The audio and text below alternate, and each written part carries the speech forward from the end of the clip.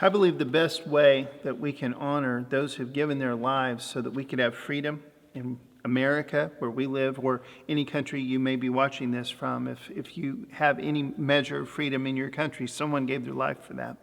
Obviously, as Christians, Jesus is not only death, but resurrection is why we have a chance to live a better life at all. I think the best way to acknowledge that, to live that, to honor that sacrifice is to live well. And so this week we're going through some books that mean a lot to me, that I get a lot of great ideas from, and I'm just trying to give you some practical encouragement from those.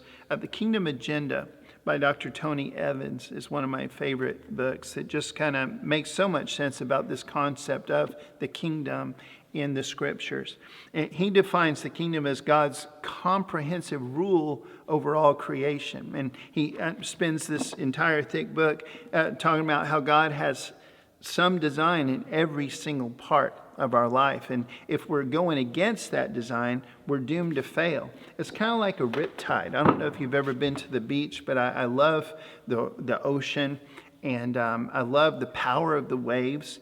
But if you've ever tried to swim against a riptide, you found out you're going to lose. The only way you can possibly survive is to go ahead and just ride the thing.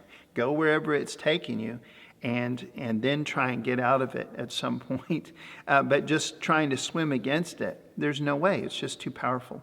And that's the way it is if we try to go against the design of the universe or the designer of the universe. It just simply doesn't work. What does work is to follow that design.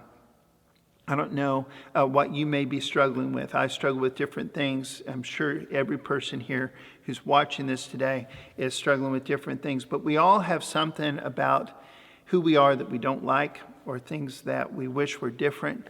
And we like to push back on what we feel like is something that maybe God or somebody else saddled us with. My encouragement with you today is just look deeper than that.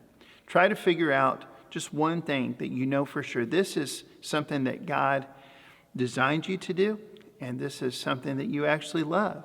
And just jump with both feet into that, harder than ever today.